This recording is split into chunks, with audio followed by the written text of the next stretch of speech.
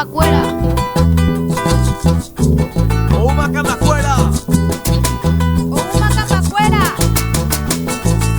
Ouma camba, ouma. Team Viajero, desde la histórica, heroica ciudad de Barrero Eusebio Ayala a Costañú, 16 de agosto de 1869. Dolor y lágrimas, una historia maravillosa desde el mismo lugar de los sucesos. Bien, la ciudad de Eusebio Ayala es la antigua ciudad Barrero Grande, la que aparece en la historia de esta latitud, de esta tierra. También surgieron prohombres del Paraguay, los Rivarolas, y bueno, desde aquel entonces cuentan que Barrero Grande era ya una ciudad, era un pueblo interesante. Con el correr del tiempo también transcurrió en este lugar una de las batallas más cruentas de la Triple Alianza, que en un principio quedó en el olvido, después quedó con el nombre de Rubio Ñu, y posteriormente, gracias a un barrereño, un ciudadano nacido en esta tierra, que se ocupó de rescatar la historia, empezó su lucha por reivindicar primeramente esa histórica batalla y cambiarle su nombre al nombre que realmente correspondía, que era Acostañú. Y desde entonces nosotros recordamos acá cada 16 de agosto el día de la batalla de Acostañú. También desde ese momento, gracias al esfuerzo de este historiador, se logró que aquí en el Paraguay se reconozca el 16 de agosto como Día del Niño. Contrariamente a lo que muchos dicen que hay que festejar, sí es cierto, no es que festejamos el Día del Niño recordando la batalla, solamente conmemoramos para que no quede en el olvido. Justamente nosotros somos de la corriente del profesor Andrés Aguirre, consideramos que la historia está solicitando que sea reivindicada. La gente tiene que conocer más acerca de la batalla porque hubo mucha mentira al respecto. Hasta ahora hay mucha duda. Inclusive los paraguayos nos dividimos entre lopistas y antilopistas sin saber nuestra propia historia.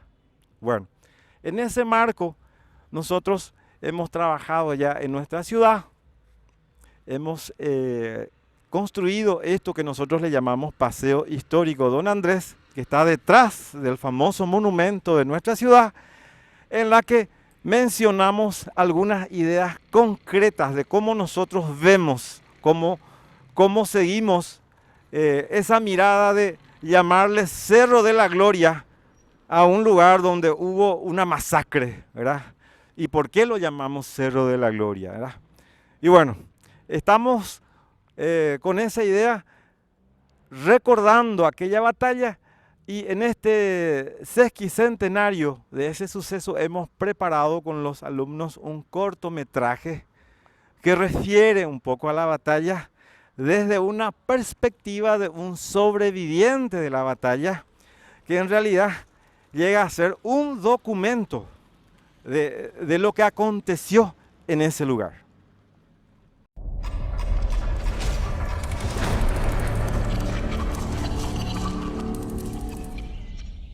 Dedicamos esta memoria, mujer de nuestra patria.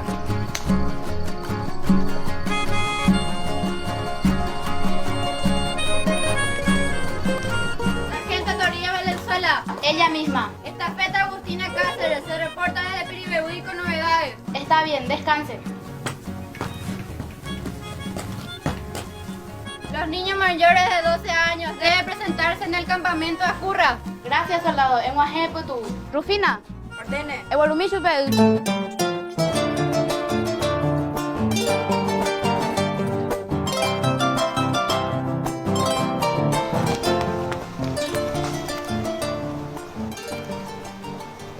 Mamá, hay muchos soldados. Muchos soldados. Dios mío. Va Isha Pañarosa. Importante. Lo guarún debe pedir orden del mariscal. Che, Dios mío. Crispiniano. ¿Es gato de cacho peleado? Dale pues, Che, mi amor. Tienes que irte junto a tu hermano Victoriano. Allí, seguro, tendrás comida. Y formarás parte de la banda de músicos. Ya hablamos de eso. Recuerda, hijo, que eres un paraguayo valiente. Que toda tu familia ha luchado con valor hasta el momento. Oreco abro tu tata. Los ano. Ani grande eres araña de Yarawi.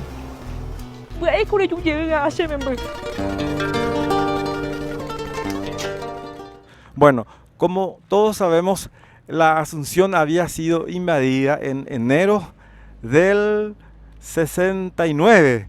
Y entonces, desde ese momento, la capital del país migró hacia el interior y vinieron primeramente por Luque y después se refugiaron en la cordillera. Toda la población que aún estaba en Asunción, especialmente gente mayor, mujeres y niños, se refugiaron todos en la cordillera siguiéndole al ejército que aún, el poco ejército que aún tenía el mariscal, que aún tenían oro y capacidad de comprar o de generar un poco de alimento, ¿verdad? Entonces, la gran población que estuvo en la cordillera se centró en los campamentos, ¿verdad? Se centraron en los campamentos. Teníamos un gran campamento en Ascurra, Cacupé, ¿verdad? Ahí fueron llevados, fueron concentrados los niños mayores de 12 años capaz de no solamente de empuñar un arma. Al principio fueron convocados para trabajar la tierra. Todos los niños estaban ahí produciendo algo para el ejército. Ya después, cuando los aliados llegaron acá, tuvieron que empezar el éxodo, ¿verdad? Estaban por ser rodeados en Ascurra y el mariscal dio la orden de marchar a la ciudad de Caraguatagüí. Caraguatagüí es un pueblo más distante de Barrero Grande. Y bueno, la vanguardia, es decir, las primeras divisiones del mariscal llegaron a Caraguatagüí, ¿verdad? Y detrás de ellos iban la retaguardia.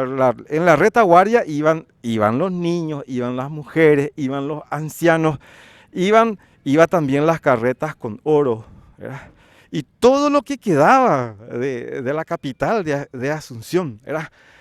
Nos han dicho que los niños fueron expuestos a la batalla, fueron llevados por el mariscal y nosotros siempre decimos, los niños no se fueron a la batalla.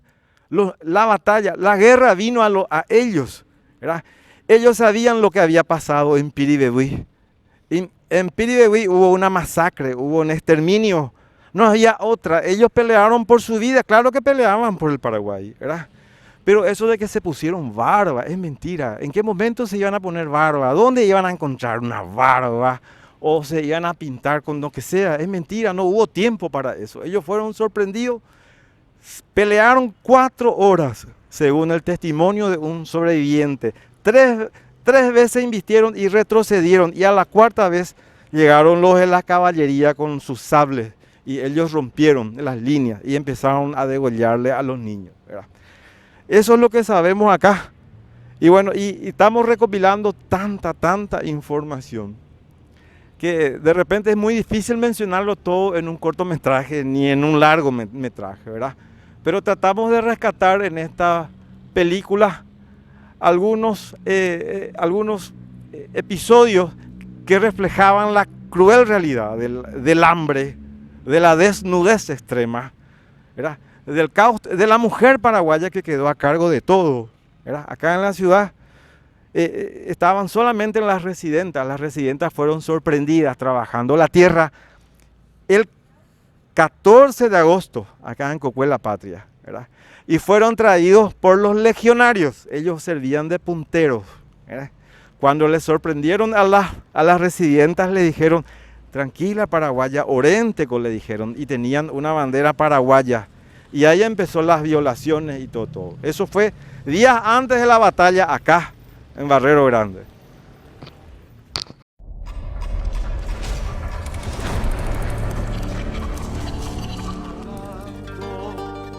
En el surco y espigas mecidas por el viento.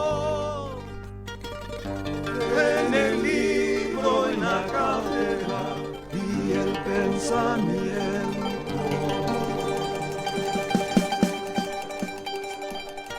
En el amor que crea y que redime.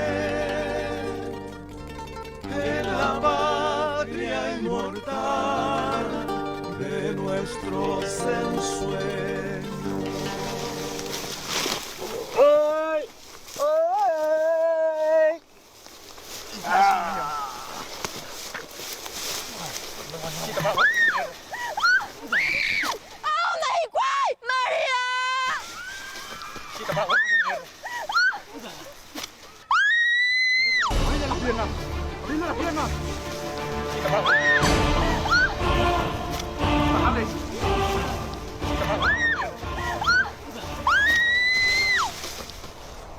Tranquila, paraguaya. ¡Decumen el legionario! ¡Traidor!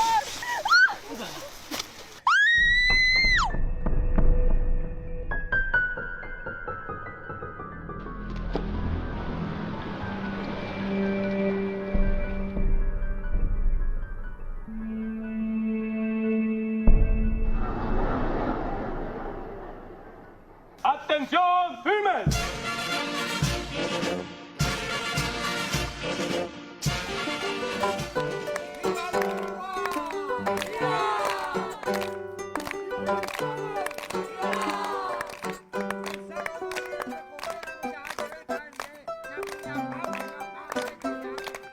Date coba sanguiruguera. Y catupa ya por mí, peteín serenata, coser en viejube.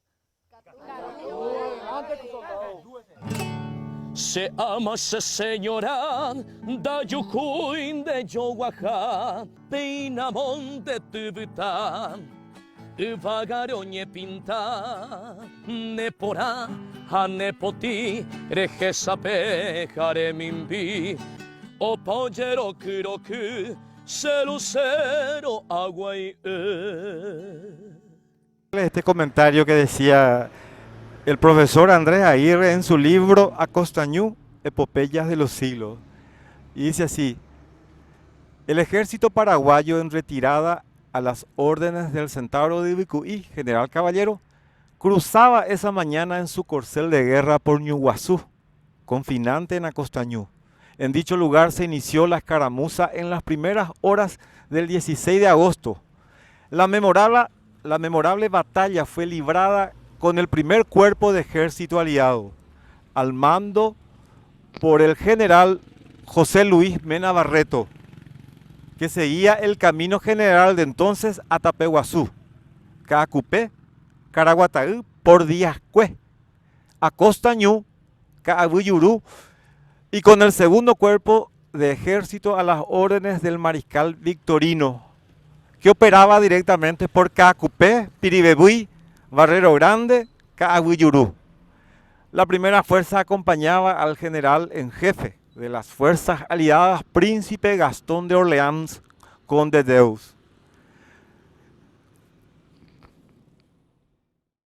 En la noche del 16 de agosto, cuentan los lugareños, Acostañú, cual inmensa pira del Vesubio en erupción, arde con vivísimos resplandores de llamas que suben a los cielos y devoran a los tiernos heridos que se retuercen en las hierbas de dolor. Es la alianza que incendia en nombre de la civilización. En nombre de la libertad se derriban tronos y repúblicas, se inundaron de sangre ciudades y reinos. Pablo Martegaza, orden y libertad. Y esta es, caballeros, la civilización que nos han traído a cañonazos. Apóstrofe de Alicia Lynch al coronel Paranos en Cerro Corá. al echar a empeñones a la soldadesca brasilera que mutilaba el cadáver del gran caído. Habrán satisfechos a la alianza los grandes resultados obtenidos de su obra civilista contra el Paraguay bárbaro. La redención fue tan infortunada que el Paraguay quedó agonizante. Luis Alberto de Herrera.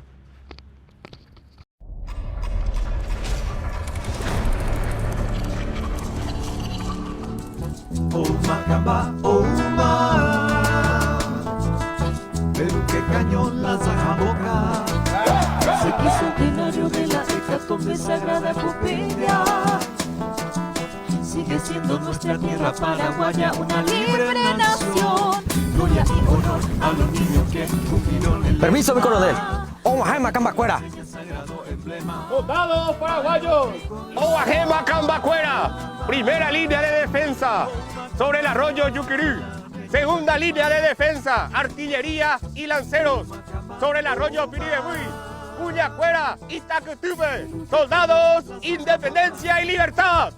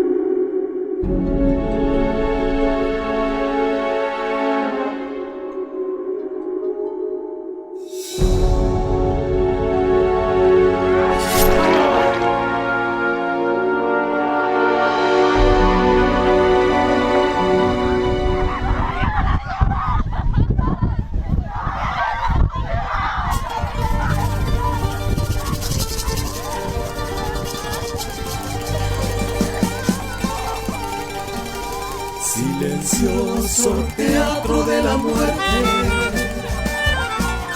acrópolis de niños. Sobre su silencio se sentó el martirio, sobre el martirio el heroísmo. Sobre el heroísmo se sentó la gloria. Sobre la gloria se sentó la patria que triunfó de la muerte, como en el Gólgota el divino mártir, el Paraguay nuestro, el Paraguay herido, el Paraguay viviente, la pupila de los niños, viviente el Paraguay en el sueño de los jóvenes, viviente el Paraguay en el sueño de sus niños. ¡Alto ahí! ¡Alto! ¡Y lleva ahí! ¡Agárralo! ¡Vamos! ¡Vamos! ¿Quién anda ahí? Un soldado paraguayo, señor. ¿Soldado español había sido? Sí, señor. Le informo que a partir de este momento usted es un prisionero de guerra y cualquier intento de fuga será fusilado inmediatamente.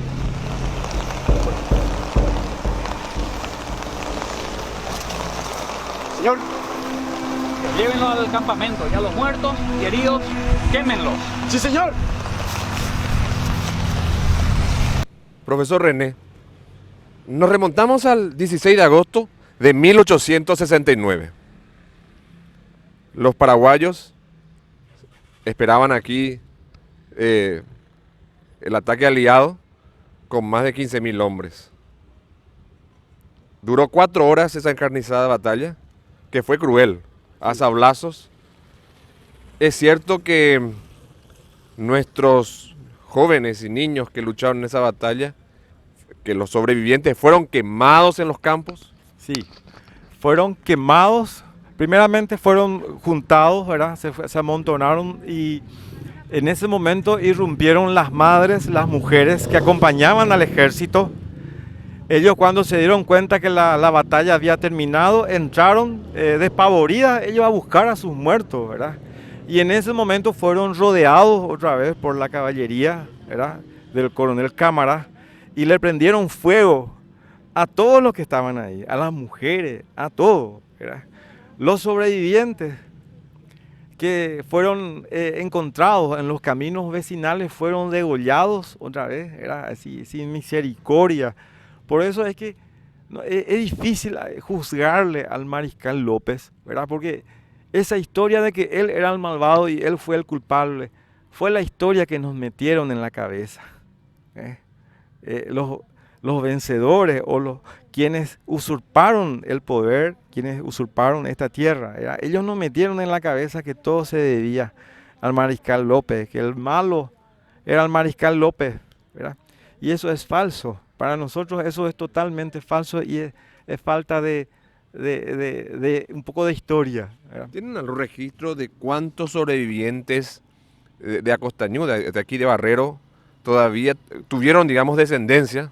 Sí, justamente en nuestro cortometraje nosotros pudimos llegar a hacer ese cortometraje gracias a la descendiente directa de uno de los sobrevivientes que vive acá directamente a unos 1000 metros, que es la familia Franco. Es descendiente de este cabo Cipriano Crespiniano Franco, quien se salvó de la batalla y cuenta por qué se salvó y cómo se salvó de la batalla. Contrariamente a los otros que fueron llevados como esclavos al Brasil y a la Argentina, este cabo se quedó acá directamente desde Villarrica, vino caminando, vino llegando hasta Eusebio Ayala, así como narra el cortometraje. No tenemos estadísticas de cuántos sobrevivieron, pero acá en Barrero Grande sí tuvimos muchos testimonios sobre residentas, ¿verdad? Que estuvieron acompañando inclusive hasta a López, hasta Caraguatá, ¿verdad? Vestigios de todo eso hasta ahora tenemos, ¿verdad? Tenemos nombres como Mónica, no recuerdo muy bien, pero una serie de nombres. En este cortometraje nosotros rescatamos esos nombres, ¿verdad? Para que por lo menos de nombre nosotros les recordemos, ¿verdad? Los nombres que usamos en el cortometraje toditos son nombres extraídos de un libro escrito por el profesor Andrés Aguirre, que fue el recopilador de la batalla, ¿verdad? Fue nieto de una sobreviviente. Según los libros de historia, hay una cantidad de jóvenes y niños que con los soldados que estaban en ese momento, hay una cantidad de personas que participaron de esa batalla por el lado paraguayo. Sí, se estima que fueron aproximadamente 5000, ¿verdad? Había un batallón de veteranos, el último batallón que la acompañaba, ¿verdad? Y después se calcula que habían entre 3000 a 3500 niños, ¿verdad? De los cuales que se calculan que ni un 10% sobrevivieron a la batalla. Yo digo una cosa, profesor, y vuelvo a decir, como le pregunté al comienzo, no, ellos actuaron más bien en defensa porque al final fue una masacre. Nos masacraron en Piribehuy, lo hicieron en Valenzuela, llegaron hasta aquí, hasta Barrero en ese momento. Entonces no se salvaba nadie, era como que el conde de Deu vino a exterminar la raza paraguaya. Sí, eso fue, hay que entender un poco la historia, de dónde viene todo ese deseo de exterminar ya a la nación paraguaya, ¿verdad? Siempre fuimos un problema para el imperio del Brasil, hasta ahora seguimos siendo un problema, ¿verdad?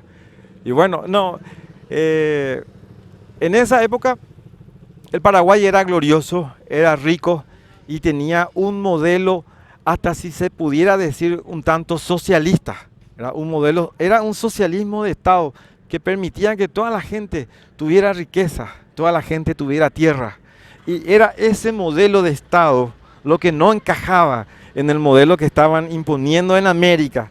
Y Francisco Solano López era tan poderoso, el Paraguay era poderoso. Se enfrentaron nada más y nada menos a la élite mundial. Y le bancaron 6 años de batalla. Acá hacíamos pólvora, las mujeres paraguayas trabajaban salitre, para hacer la pólvora de los cañones para enfrentarle a los aliados. Los aliados cerraron todas las fronteras, no podíamos acceder a nada. Y acá nosotros hacíamos pólvora para tener una idea de qué tan grandes éramos, ¿verdad? Y con todo eso le bancamos 6 años a la élite mundial que estaba en contra del modelo de Estado del Paraguay de Francia, el Paraguay de los López.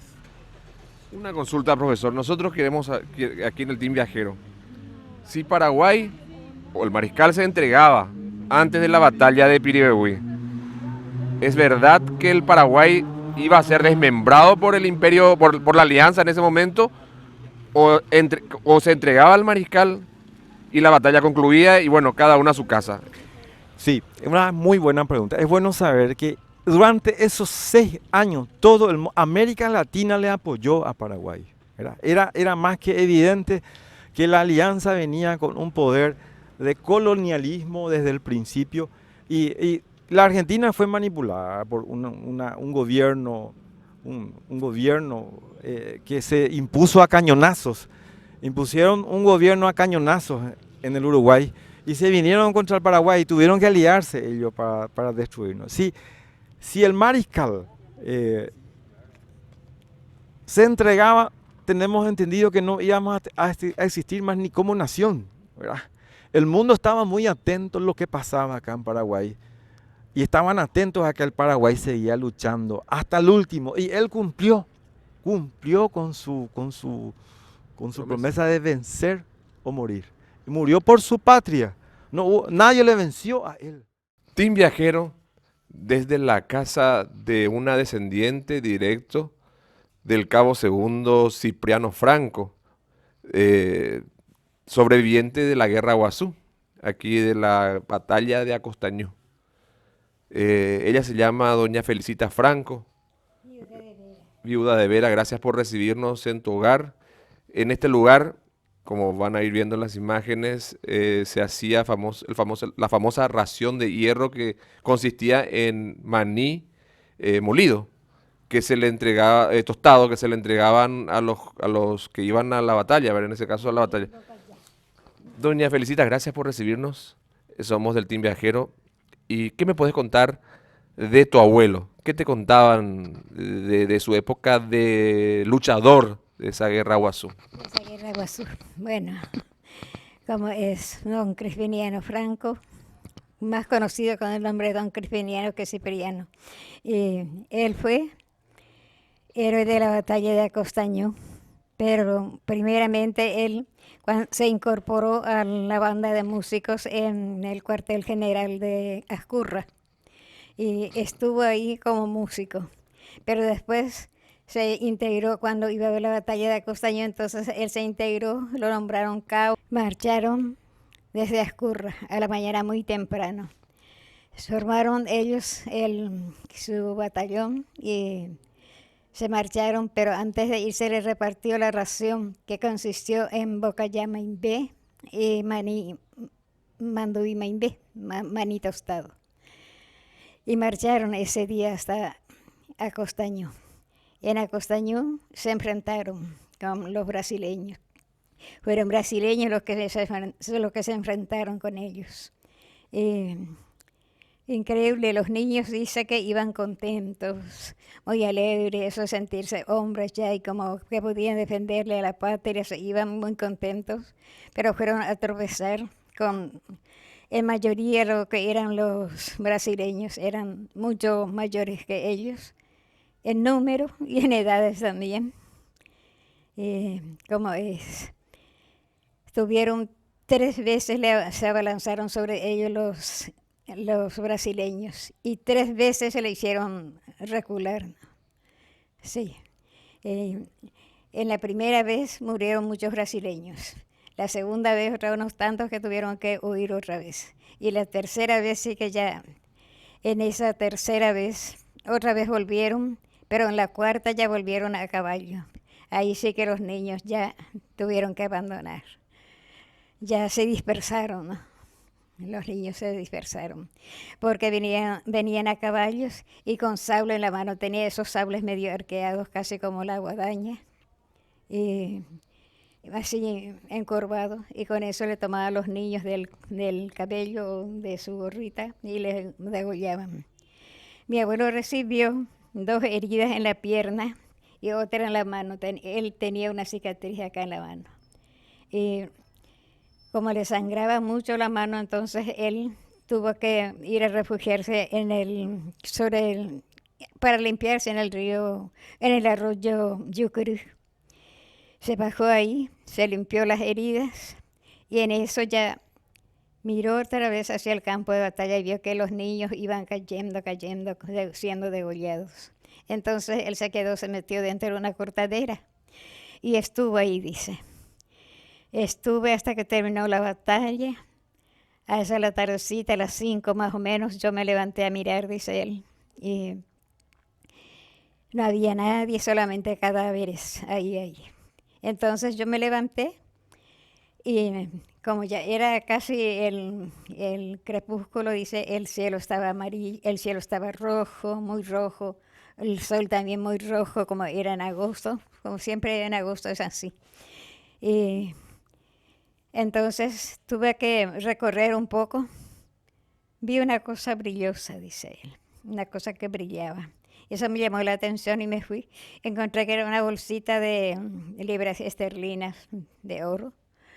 Y me agaché para alzar eso, dice. Me levanté, al levantarme, un oficial argentino me alteó y me dijo, ¿quién es usted? Un soldado paraguayo, le contesté, porque a mi abuelo hablaba el español. Un soldado paraguayo, le dije. Y venga conmigo, me dijo. Le dijo. Y entonces él se fue. Pero en su bolso, él metió la bolsita, esa no le mostró. Y esta ya es casi la última parte de la batalla, que lo que le estoy contando, cómo se salvó mi abuelo. Porque él, al encontrarse con ese oficial, ya se sintió prisionero. Le llevó al campamento, en el campamento argentino. Ahí se pasó la noche custodiado como prisionero. Pero a la mañana siguiente el militar muy pronto le enseñaron su caballo y salió seguramente tal vez a recorrer los cadáveres del campo de batalla. Y entre las carpas, dice, salió una hermosa mujer, dice. Era hermosa una mujer. Y me dijo, muy guapa de esa cara, y me dijo, Barrero igual, le dije en guaraní, dijo él.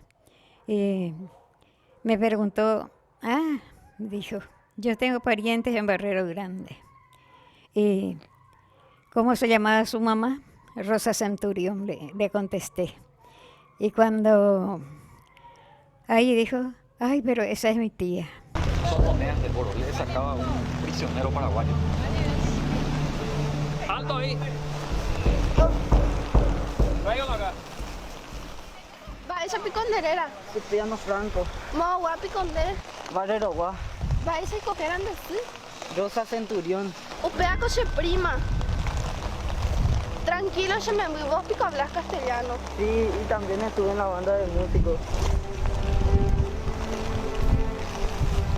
¿Qué vamos a hacer? Vamos a soltarnos. Él es prisionero de guerra también.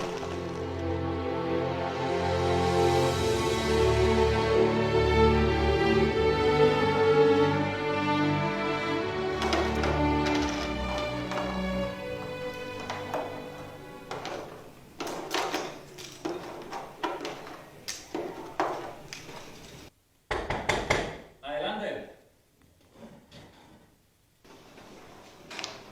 ¿Listo, oficial? Diga. Toma asiento.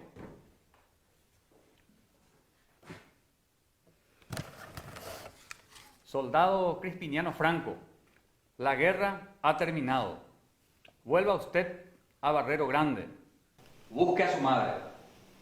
Sargento, acompáñenlo. Su orden, oficial. Espere. Esto es suyo.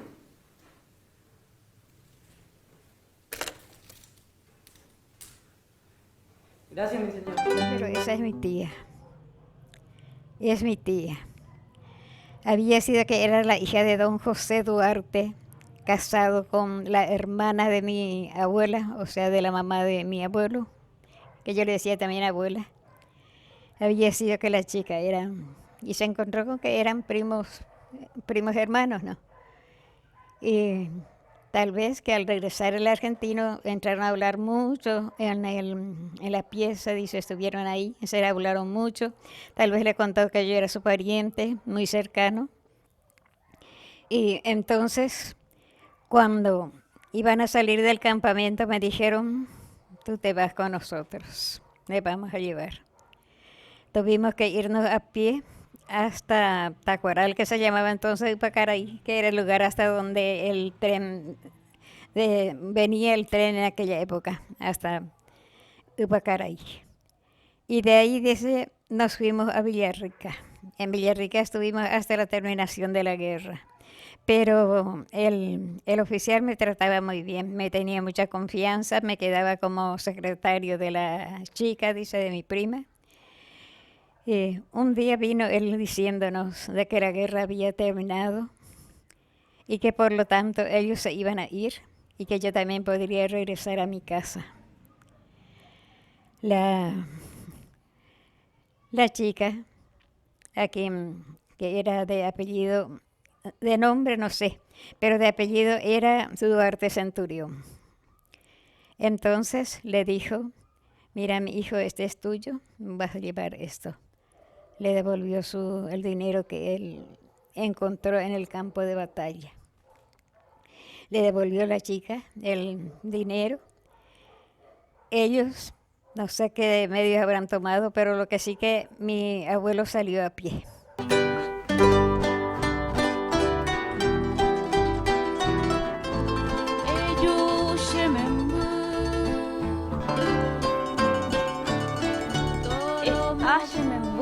Épico ya poco arupine año mi. Tengo ayu, guerra jaina, tengo prisionero pues de guerra. 6 meses a huevo pues hice México. Ay, se jamón coco angare jota shemembu. Ah, tabarero grande veina. Eco api como un poquito vea. Ko ape juara. Momburu shemembu. Gracias, señora. Cuña caraí. Ah, me pone mal. Shemembu. Gracias, Shemembu. Gracias, Ande. Tororo basa. Terenguaje por ahí te. A tere topalan de tupe. Shemembu.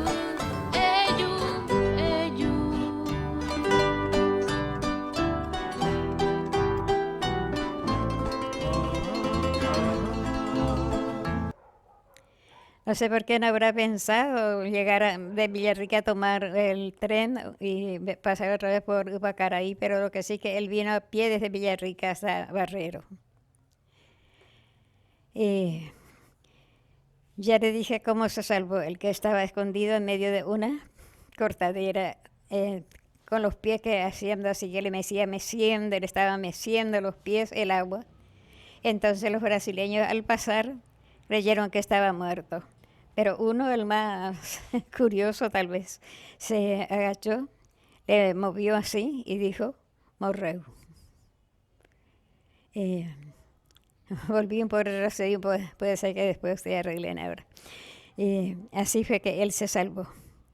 Y de prisionero sí que se salvó mediante la chica que era su prima hermana.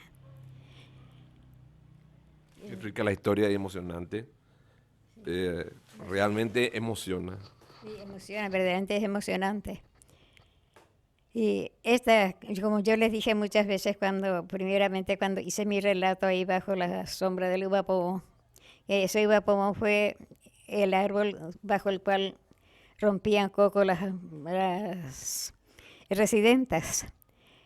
Y cuando niña yo era curiosa y una vez me dijo mi mamá, mi hija nos trae a nosotros remedio, yuyo, de ahí del frente de la casa. Me fui y me llamó la curiosidad que hacía al querer sacar las raíces. No podía porque había tantos carozos. Y le dije yo a mi mamá, mamá, ¿por qué lo que tantos carozos hay por ahí? No sé, mi hija. Vine a preguntarle al abuelo. Y me dijo, es mi hija que bajo ese uva pomón se quebraba el coco para alimento de los... Y ahí está el uva pomón. Qué rica nuestra historia del cabo Cipriano Crispiniano Franco Centurión. Sinceramente emociona, no hay ser humano que no se rompa al escuchar tanta tristeza. Cómo él salvó su vida y cosas del destino, encontró una persona conocida, este argentino no lo mató. ¡Muerte! Oh Macamba, oh Ma, Guaytequena, Yañiguatepa. Oh Macamba, oh Ma, pero qué cañón la Zajaboca. Sequicentenario de la hecatombe sagrada Pompeya. Sigue siendo nuestra tierra paraguaya una libre nación. Gloria y honor a los niños que cumplieron el lema. Morir